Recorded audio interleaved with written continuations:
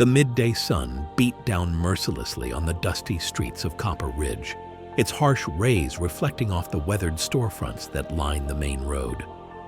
Amid the bustling townsfolk and creaking wagons sat a frail young girl, her thin frame hunched over a small, tattered blanket spread across a wooden crate. Evelyn Whitmore's nimble fingers arranged the handmade jewelry she'd spent countless nights crafting, each piece representing a desperate hope. "Handmade jewelry, finest in Copper Ridge," she called out, her voice barely carrying over the din of the busy street. Her pale face, prematurely aged by hardship, lifted hopefully whenever boots stopped near her makeshift stand. Most townsfolk simply walked past, their eyes deliberately avoiding the girl's hopeful gaze. Some shook their heads in pity, while others whispered cruel remarks just loud enough for her to hear. "Poor Whitmore girl," one woman muttered to her companion. "Her mama ain't got much time left.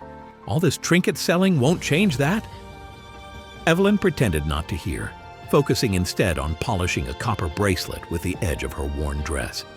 Her mother's racking coughs had grown worse over the past month, and Dr. Finley had been clear, without proper medicine from the apothecary, Martha Whitmore wouldn't survive to see the harvest moon. "How much for this one, girl?" a well-dressed banker's wife asked, pointing at a beaded necklace without actually touching it, as if poverty might be contagious. "3 cents, ma'am," Evelyn replied quickly, hope flaring in her chest. "It's my finest work." The woman scoffed. "3 cents? Highway robbery? I'll give you one." Evelyn swallowed her pride. "Yes, ma'am. 1 cent is fine." As the woman dropped the coin into her palm and walked away wearing the necklace that had taken Evelyn 3 evenings to complete, Sheriff Clayton sauntered by, his weathered face softening momentarily at the sight of her. "Any luck today, Evelyn?" he asked, tipping his hat. "Some, Sheriff," she lied, forcing a smile. 5 cents so far. Just 15 more and I can get Mama's medicine for the week." Clayton's eyes clouded. They both knew what remained unspoken, that even if she sold every piece on her blanket, it would only buy time, not a cure. Still, he nodded encouragingly. "You're a brave one, Evelyn Whitmore. Your pa would have been proud." As the sheriff walked away, Evelyn's fingers closed around the single penny in her pocket. The afternoon was waning, and she had barely started toward the day's goal. Tears threatened to spill, but she blinked them back fiercely. There was no time for crying, not when Mama lay shivering at home with nothing but hope and Evelyn's promise to ease her pain. "I won't give up," she whispered to herself, rearranging her precious creations once more. "I can't." Tell us in the comments where you're watching from today, and if you've ever witnessed an act of kindness that changed someone's life. Your stories inspire us to keep sharing these powerful moments of human connection. As the afternoon shadows lengthened across Copper Ridge, Evelyn's hopes dwindled with the fading light. The townsfolk hurried past, eager to return to their warm homes and hot suppers, paying little mind to the shivering girl and her unsold treasures. She had managed to earn only 3 more pennies since morning, leaving her woefully short of the 20 cents needed for her mother's medicine. "Last call for handmade jewelry," she tried once more, her voice cracking slightly as the chill of evening seeped through her thin cotton dress. "Please, anyone." Her plea fell on deaf ears as merchants closed their shops and families retreated indoors. Evelyn began carefully wrapping each piece in scraps of cloth, her fingers stiff from the cold. She'd return tomorrow, though the defeat weighing on her shoulders made even that simple promise feel impossible. "Well, look what we have here," a harsh voice cut through the twilight. "Little Miss Whitmore still peddling her trash." Royce Haggard's imposing figure cast a long shadow over Evelyn's display. The local bully was the tanner's son, known throughout town for his cruelty and quick fists. Several young men flanked him, eager for the entertainment he invariably provided. "It's not trash," Evelyn said quietly, continuing to pack away her work. "Please, leave me be, Royce. I'm just trying to help my mother." Royce snorted, reaching down to finger a delicate bracelet. Your ma's a lost cause, girl. Everyone knows it. You're just too stubborn to accept it." His companions chuckled, emboldening him further. With a sudden movement, he kicked the wooden crate, sending Evelyn's carefully arranged jewelry scattering across the dirt road. Beads rolled into the mud, and several pieces were crushed beneath passing boots. "No!" Evelyn cried out, dropping to her knees to salvage what she could. Tears she'd held back all day now streamed freely down her face. "Look at that, boys," Royce sneered. "Crying over worthless trinkets when she should be home saying goodbye to her dying mother." Evelyn's hands trembled as she gathered her demolished creations, ignoring the laughter that burned her ears. One particular necklace, a beautiful piece with a hand-polished blue stone her father had once found, lay broken beyond repair. "That was for the medicine," she whispered, clutching the fragments to her chest. Royce leaned down, his breath hot against her face. "You think anyone in this town cares about you or your ma? You're nothing but a burden, girl." Something shifted in Evelyn then. Despite her frail body and the tremor in her limbs, she rose to her feet, her eyes meeting Royce's with unexpected defiance. "My mother is not a lost cause," she said, her voice low but steady, "and neither am I." Royce's expression darkened, unused to resistance from his victims. He raised his hand, and Evelyn flinched, anticipating the blow. But before he could strike, the distant sound of hoofbeats drew their attention to the edge of town.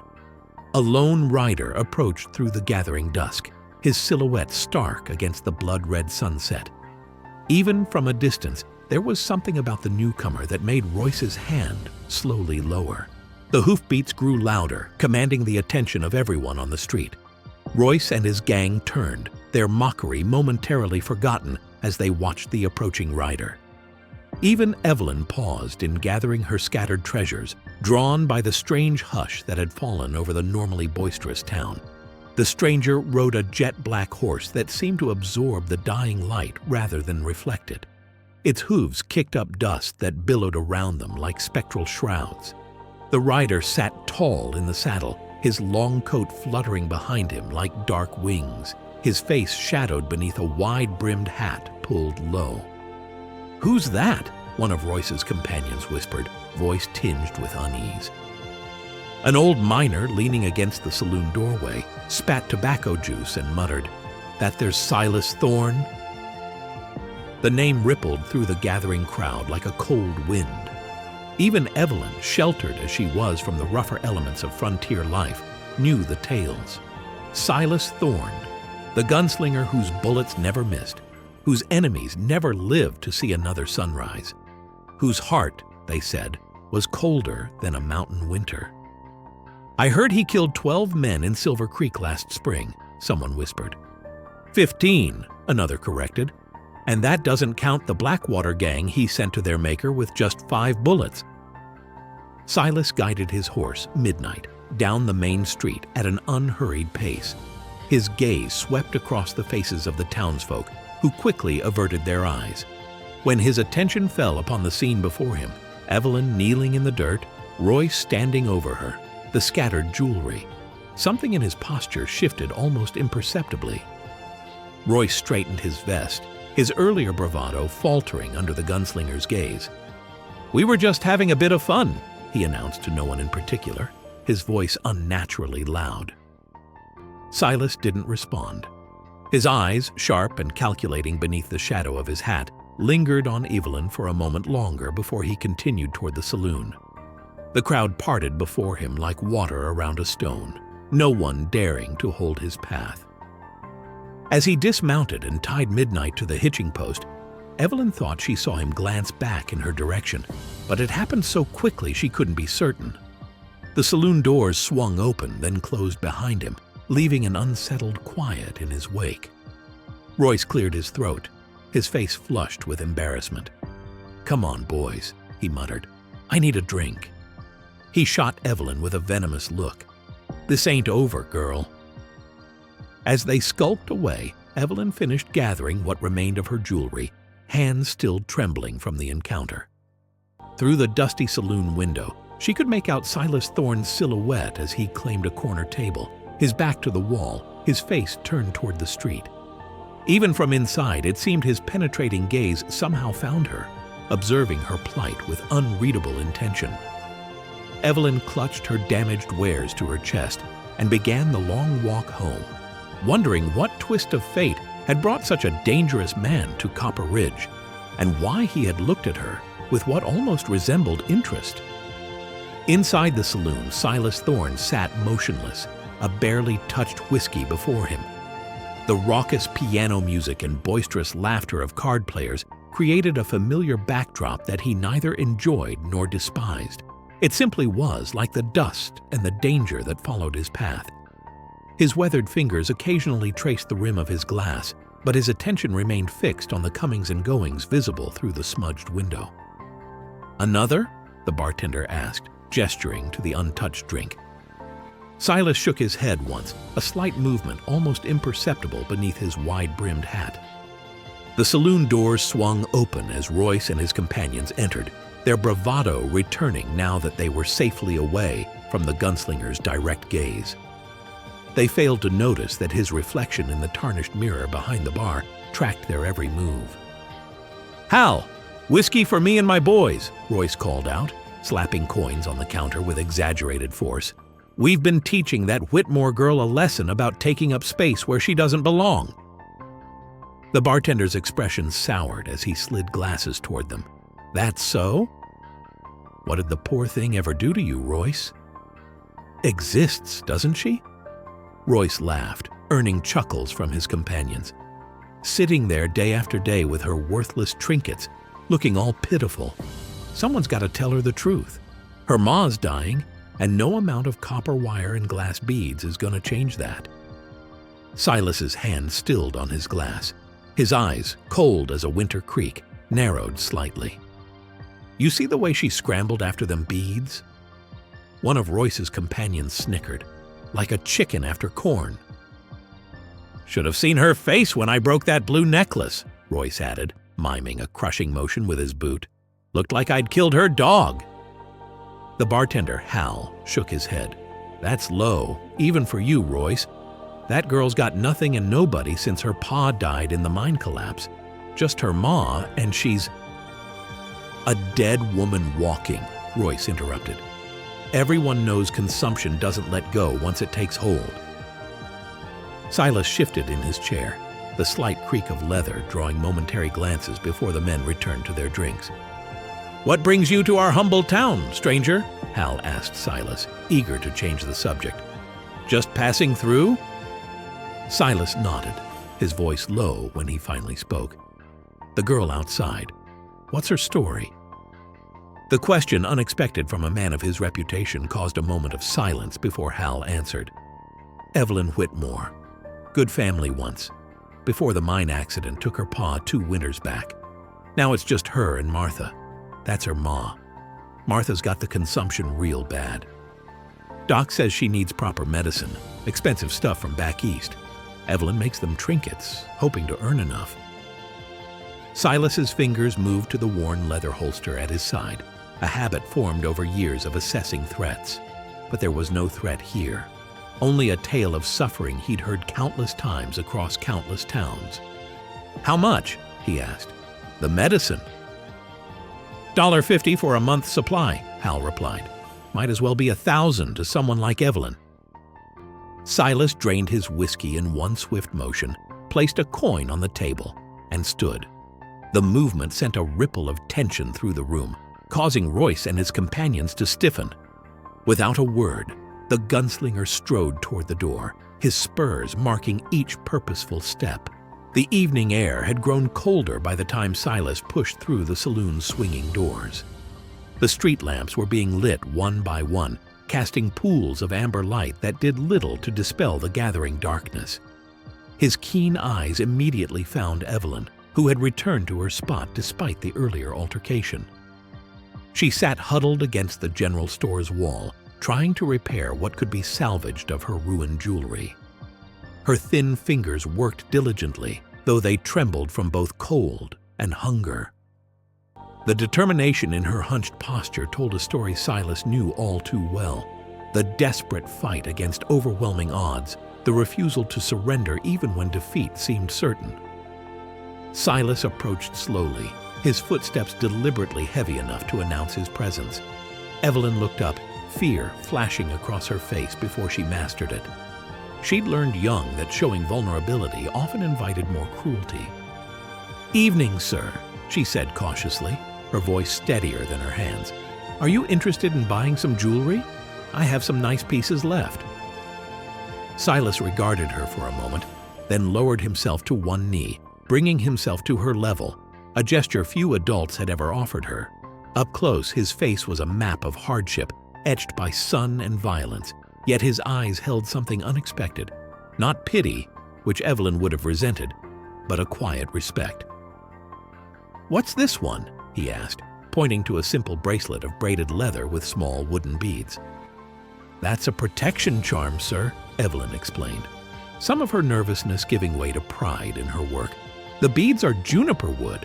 My pa always said juniper wards off evil spirits and brings good fortune to travelers." Silas took the bracelet in his hand, examining it with genuine interest. His calloused fingers traced the careful braiding, the smooth finish of the wood. "Fine craftsmanship," he said.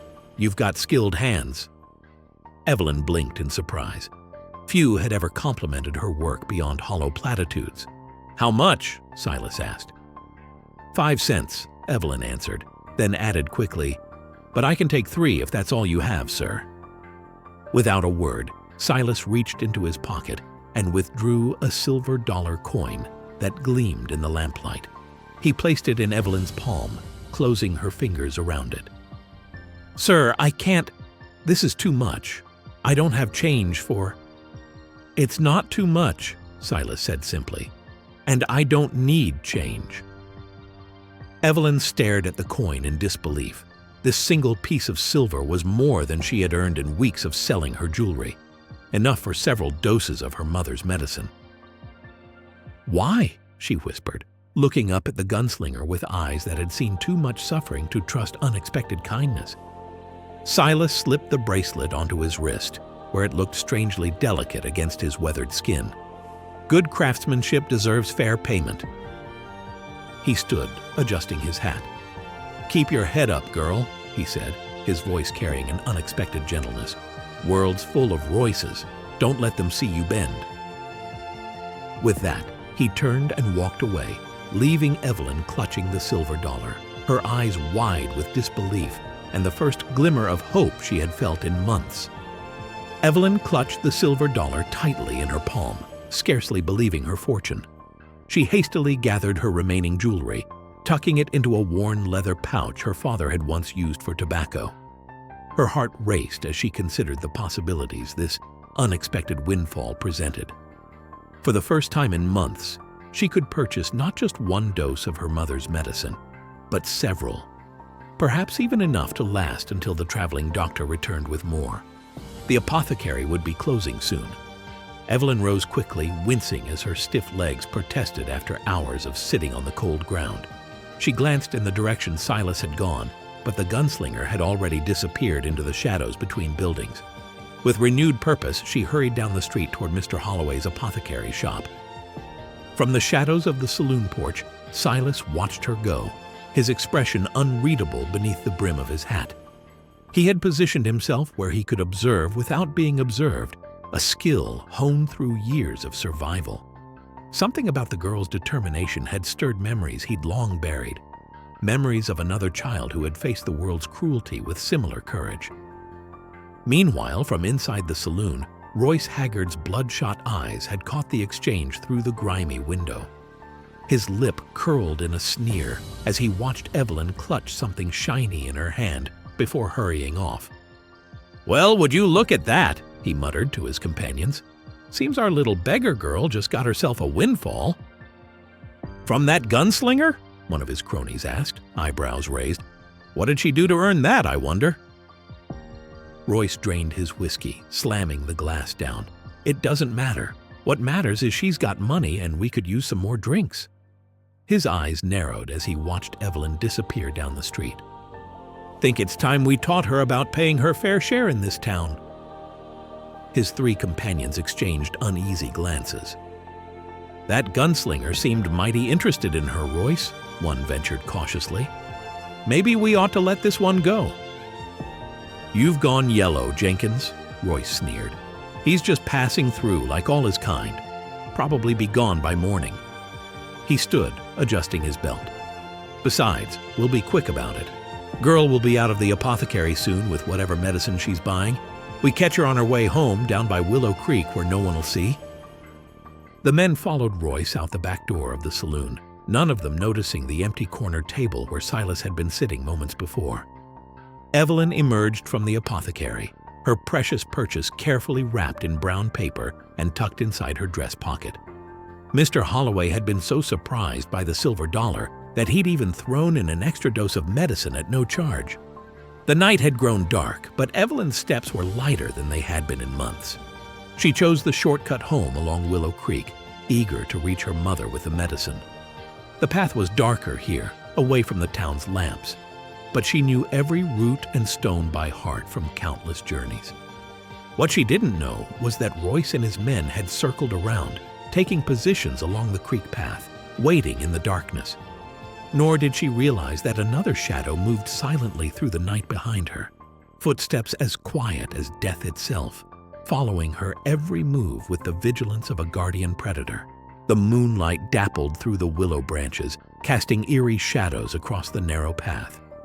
Evelyn hummed softly to herself, her hand occasionally touching the pocket where the medicine rested securely against her heart. The thought of her mother's face when she arrived home with not one but several doses of the precious elixir warmed her against the night's chill. "Mighty nice tune you're humming there, Evelyn." The voice froze her in her tracks. Royce Haggard stepped from behind a large willow tree, blocking the path ahead. His hulking frame seemed to absorb what little moonlight filtered through the branches, creating a human-shaped void in the darkness. "Please, Royce," Evelyn said, her voice barely above a whisper. "I'm just trying to get home to my mother." "Course you are," Royce replied with mock sympathy. "With that fancy medicine you just bought." He took a step closer. "Saw you come out of the apothecary. Saw what that stranger gave you, too." Evelyn backed away, only to bump into something solid. Turning, she found herself surrounded by Royce's three companions, their faces twisted into cruel smiles. "Way I see it," Royce continued, moving closer until she could smell the whiskey on his breath. "You owe us something for taking up space in our town for so long without paying your dues." "I don't have anything for you," Evelyn said, trying to keep her voice steady even as fear constricted her throat. "Please, the medicine is for my mother. She'll die without it." Royce's laughter echoed through the trees, startling a nesting bird into flight. "Everyone dies, Evelyn. Your ma's just doing it sooner than most." His hand shot out, grabbing her arm with bruising force. "Now hand over that silver dollar the stranger gave you." "I spent it," Evelyn gasped, wincing at his grip. "At the apothecary. There's nothing left." "Then I guess we'll just have to take the medicine instead," Royce growled. His free hand plunged into her dress pocket, emerging with the carefully wrapped package. "Look at that, boys. Must be worth something if she's so desperate for it." Tears spilled down Evelyn's cheeks as she reached for the package. "Please, my mother needs that medicine tonight. She's coughing blood." "Should have thought about that before you took up begging in our town," Royce sneered, dangling the package just out of her reach. "Maybe next time you'll remember who runs Copper Ridge." "There won't be a next time for her if she doesn't get that medicine," one of Royce's companions said, a hint of uncertainty in his voice.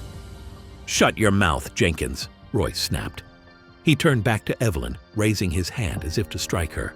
"Maybe a mark or two will remind you of your place, girl." Evelyn closed her eyes, bracing for the blow. But instead of the expected pain, she heard a voice, low, calm, and cold as grave dirt, emanate from the darkness beyond the trees. "I believe the lady asked you to return her property." Royce's hand froze mid-air. His companions tensed, eyes darting wildly into the shadows.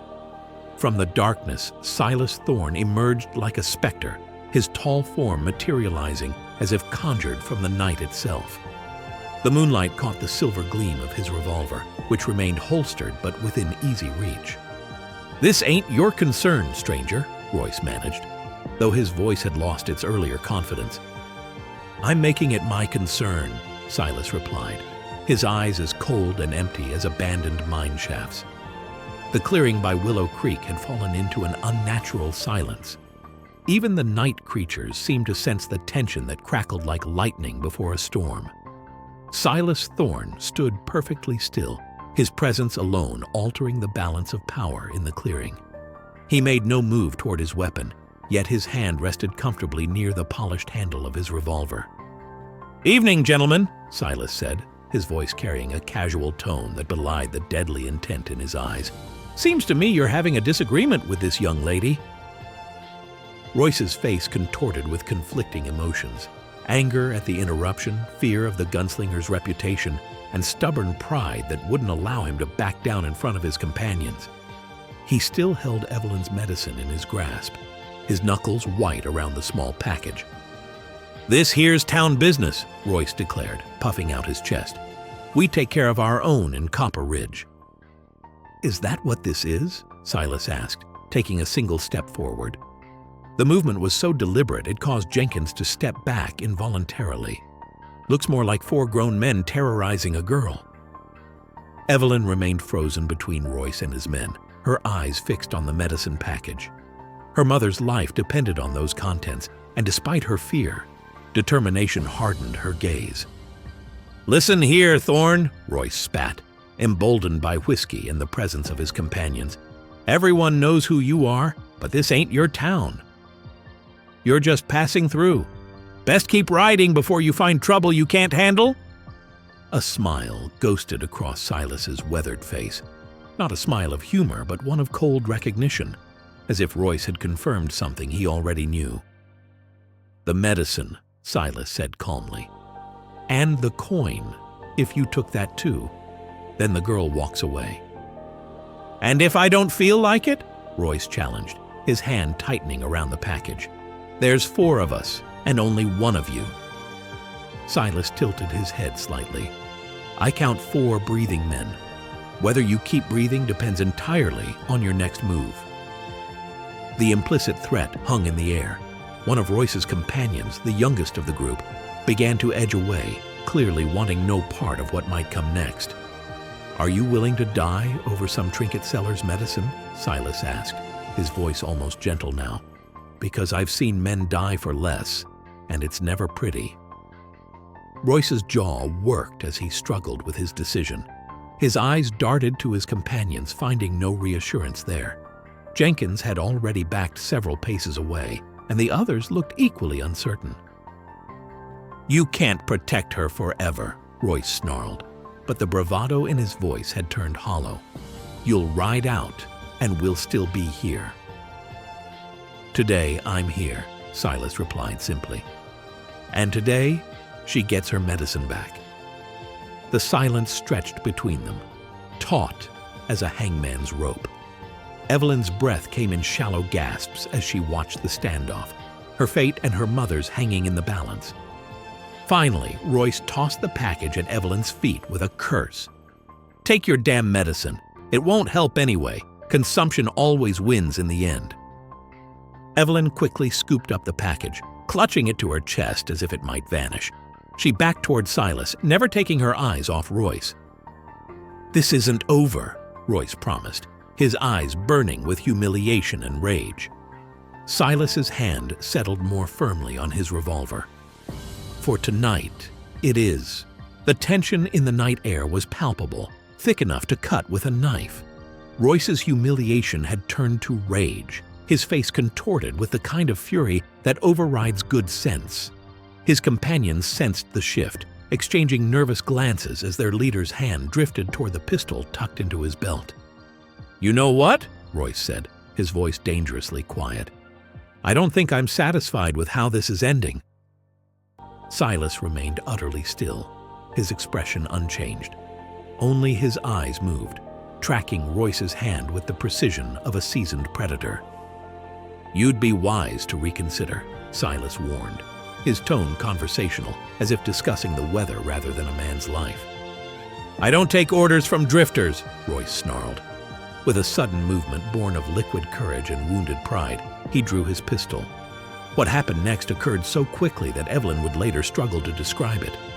Silas's hand moved in a blur of motion, drawing and firing in what seemed like a single, fluid gesture. A sharp crack split the night, echoing through the willow trees before Royce's weapon had even cleared his belt. Royce's pistol tumbled from nerveless fingers as he staggered backward, clutching his hand. Blood seeped between his fingers where the bullet had grazed his palm, leaving a clean furrow of torn flesh, but nothing more serious. "Jesus Christ!" Jenkins exclaimed, stumbling back, hands raised in surrender. The others followed suit, putting as much distance between themselves and the gunslinger as possible. "Next one won't graze," Silas said calmly, his revolver still trained on Royce. The barrel hadn't even wavered during the shot. "And I never miss twice." Royce's face had drained of color, his bravado evaporating like morning mist. He clutched his wounded hand to his chest, blood staining his shirt. "Get out of here," Silas ordered, his voice carrying the weight of absolute authority. "All of you." They didn't need to be told twice. Royce's companions fled into the darkness, their footfalls fading rapidly. Only Royce remained, frozen in place by shock and pain. "That includes you," Silas added, his revolver still pointed unwavering at Royce's chest. Royce backed away slowly, his eyes wide with newfound fear. "This ain't over," he stammered, though his threat carried none of its former menace. "It is for tonight," Silas replied. "And if you're smart, it's over for good. Next time, I won't aim for your hand." When Royce had finally disappeared into the darkness, Silas holstered his weapon and turned to Evelyn. She stood clutching the medicine package, her eyes wide with a mixture of fear and awe. "You all right, girl?" Silas asked, kneeling down to her level. His voice, so cold and threatening moments before, had softened to a gentle rumble. Evelyn nodded mutely, then found her voice. "He didn't damage the medicine," she whispered, carefully unwrapping the corner of the package to check its contents. Silas nodded, his eyes scanning the area to ensure all threats had truly departed. Satisfied they were alone, he reached into his pocket and produced another silver coin. "Take this," he said, pressing it into her hand, "for next month's medicine." Evelyn stared at the coin, then at the gunslinger. "Why are you helping me?" she asked, bewilderment evident in her voice. "You should get home," Silas replied, ignoring her question. "Your mother needs that medicine, and these woods aren't safe after dark." He stood, adjusting his hat.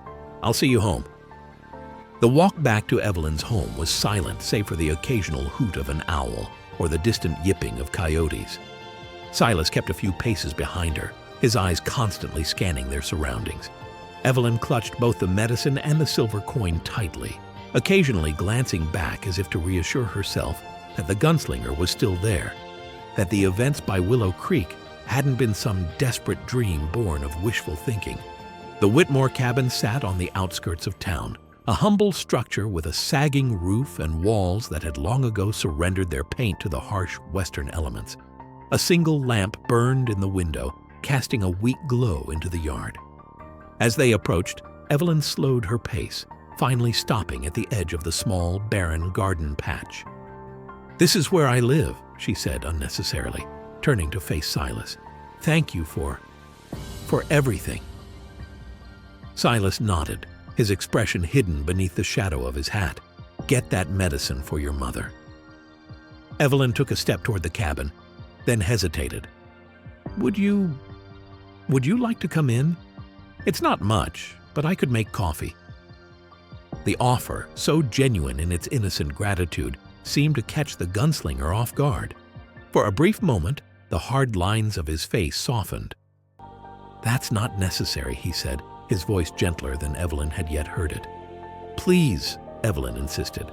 "I don't know how else to thank you. You saved my mother's life tonight." Silas shook his head. "I just don't like bullies."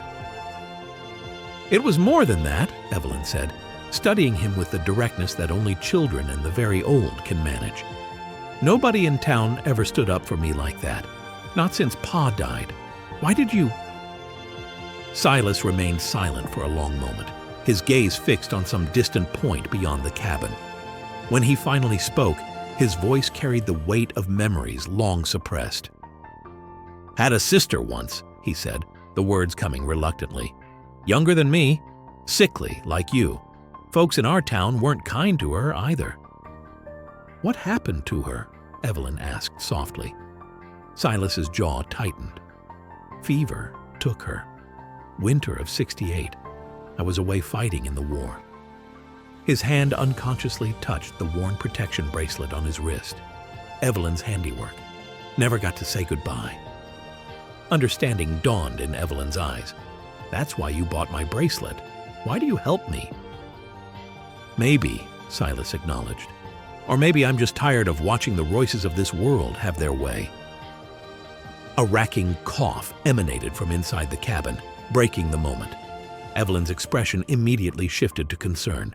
"I need to go to her," she said urgently. "The medicine—" Silas nodded. "Go on, then." Evelyn took a few steps toward the door, then turned back one last time.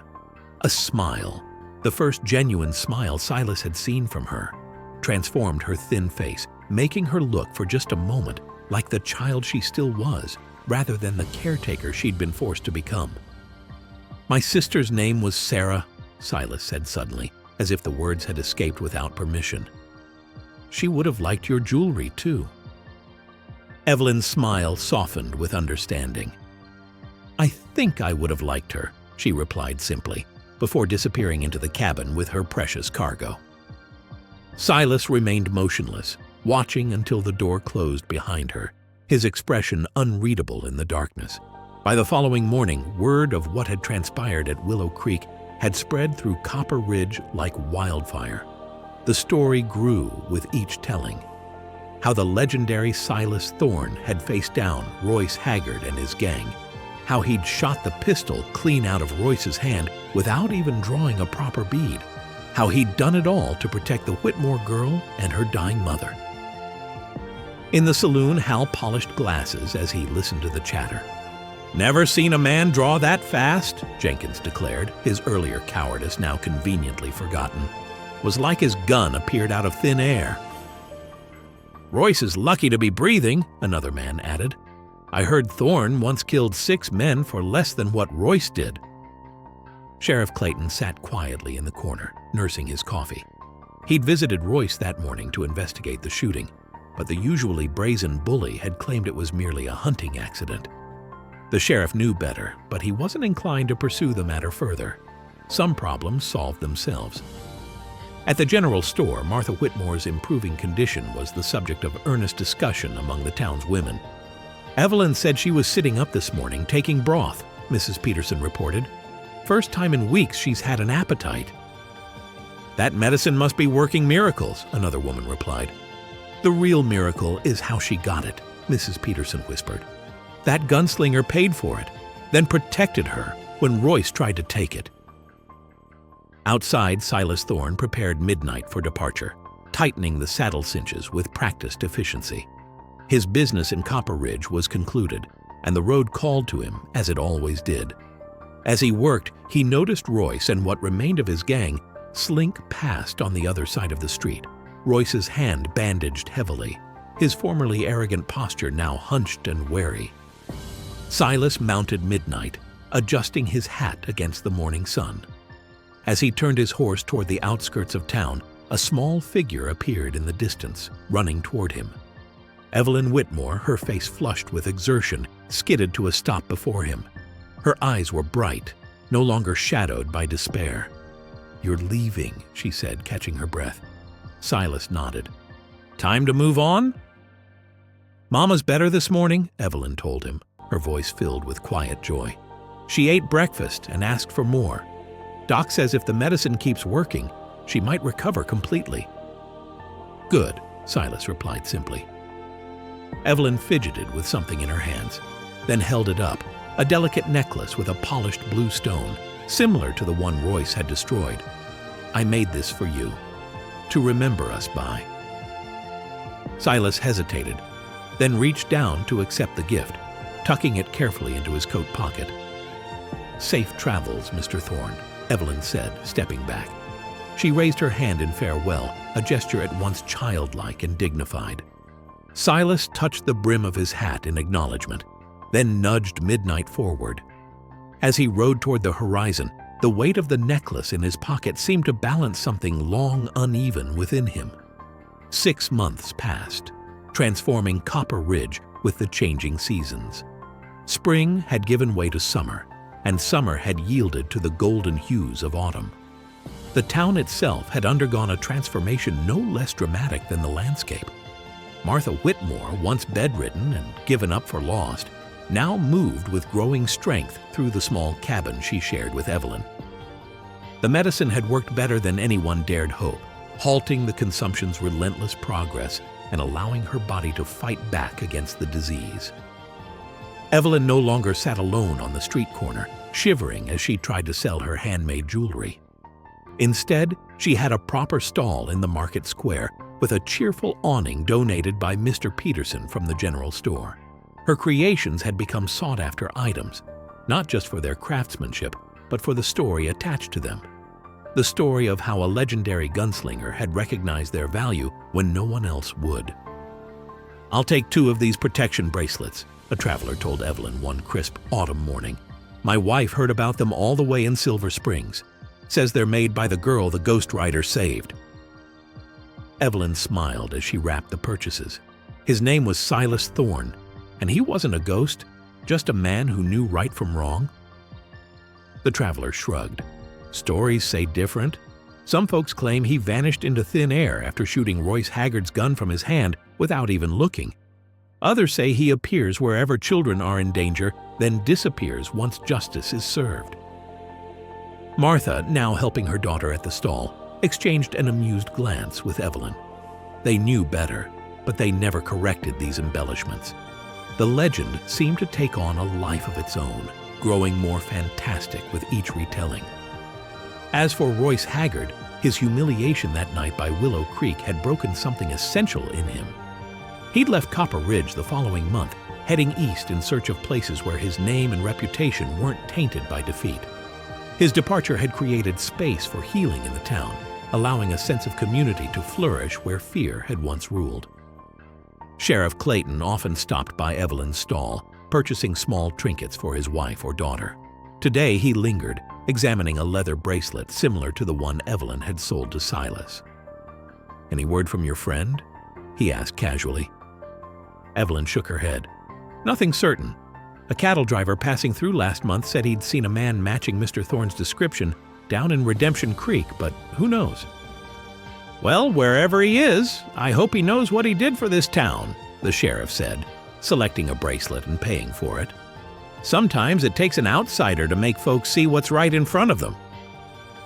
After the sheriff left, Evelyn reached beneath her collar and pulled out a silver chain. Hanging from it was a single bullet, the one Silas had fired that night, which she had later found embedded in a willow tree. She kept it as a reminder that sometimes justice came from the most unexpected sources. "Do you think we'll ever see him again, Mama?" she asked, tucking the necklace away. Martha smiled, her once gaunt face now filled out and healthy. "Hard to say, child. Men like that are like the wind. They come and go as they please. But I believe he thinks of us sometimes, just as we think of him." As the sun began to set, casting long shadows across the town square, a lone rider appeared on the distant horizon. Though too far away to identify, something in Evelyn's heart quickened at the sight. Maybe it was Silas returning to check on them. Maybe it was just another traveler passing through. Either way, Copper Ridge would welcome them with open arms and open hearts, a transformation as profound as Martha's recovery, sparked by a single act of kindness from a man who'd seen value where others saw only weakness. "Come on, Mama," Evelyn said, gathering her unsold items. "Let's go home." As they walked arm in arm down the street that had once been the site of Evelyn's humiliation, they passed townspeople who nodded in greeting, children who waved cheerfully, and shopkeepers who called out friendly good evenings. The legend of the gunslinger and the sickly girl had changed more than just their lives. It had changed an entire community. And somewhere out on the frontier, perhaps a weathered gunslinger touched a handmade bluestone necklace and remembered that even in a harsh world, kindness could bloom like wildflowers after rain. If you thought these were crazy, you won't want to miss what happens in this next video.